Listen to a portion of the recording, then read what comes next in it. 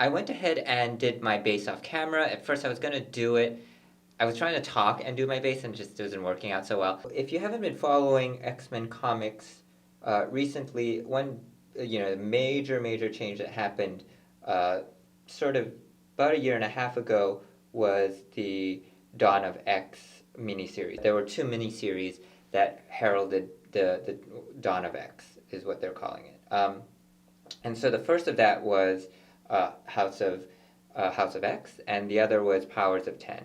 So they were sort of two comic book, two miniseries, but essentially they operated as one, like a storyline from one would often continue directly into the other, although they had slightly different focuses. There were several big things that came out of that. The first is the revelation that Moira McTaggart, who for most of X-Men history we had thought of as a human ally for the X-Men. She was a geneticist, a very famous and skilled one.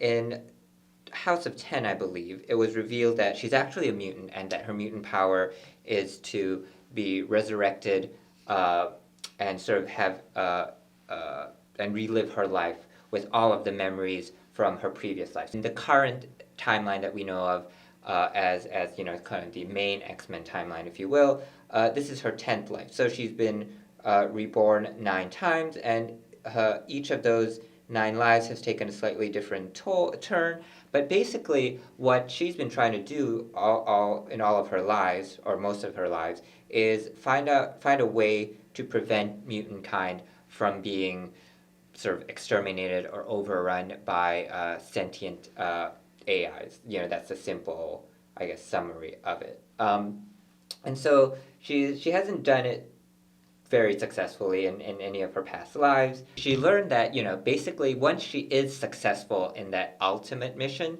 or she has like, I think 11 tries is what has been told, 10 to 11 tries, like that's it. She won't get any more. And so she's kind of cognizant of the fact that, okay, time is running out. I have to get this done really quickly. This is my 10th life, right? Possibly I only have one more chance. And so she goes to Charles Xavier early on, before he even forms the X-Men, in this 10th life. She reveals to him her power and all that she's learned. And together they go to Magneto, they go to Sinister, and they start setting up the seeds for what will become the mutant nation of Krakoa. All mutants are welcome, whether or not they have, sort of powers, or however sort of quote-unquote useful, if you will, their powers are. As long as they have the X gene, they're welcome on Krakoa, and this is also regardless of what their past may be. So in the current storylines, in the current comics, you'll see that traditional X-Men villains like Apocalypse, like Exodus, they're all sort of working together with what we think of as the usual heroes of the X-Men, right? So Jean, Storm, Scott, Logan, that whole gang. So I think it was a really big change, but it was so well executed.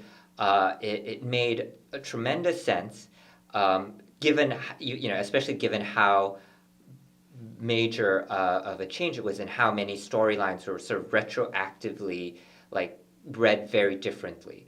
But it was so elegant, and I think it was pretty much universally acclaimed. So the other big thing is that that's important for the setup is that Krakoa used to be part of sort of like had a twin relationship with this other island called Araco. They ended up having to be split up because they were invaded by sort of demonic forces from this place called Amenth.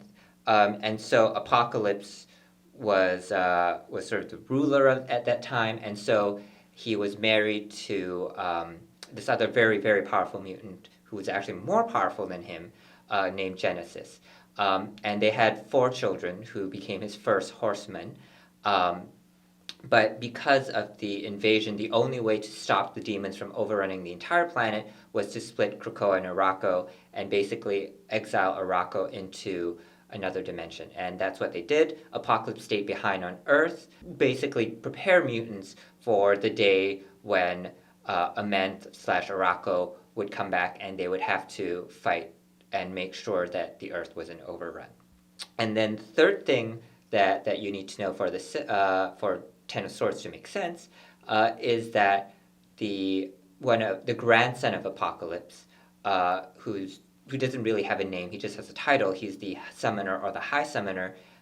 He comes back through a portal from Araco slash Amenth, and he basically manipulates Apocalypse into opening up a portal to Otherworld, which is where the Araco slash Amenth forces currently are. It's that whole part I think is needlessly complicated and actually doesn't contribute too much to the storyline.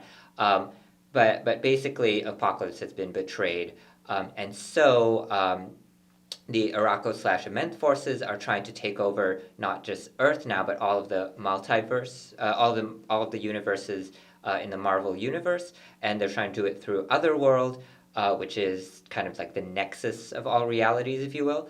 And Otherworld is ruled by Saturnine, who's an extremely powerful sorceress, almost. I mean, basically godlike. It seems. She's so powerful that the portrayals of her can be quite varied, right? She basically does whatever the story needs her to do. But anyway, so she sets up this tournament that where the rules are you have 10 swords for each side. The setup is that it's 1v1, and that the ultimate sort of determination of whether Araco gets to overrun everything is the results of these 1v1 sword battles. So that's the setup. I mean, that's what you're led to believe will happen, and we'll get into that once I start doing the rest of this look.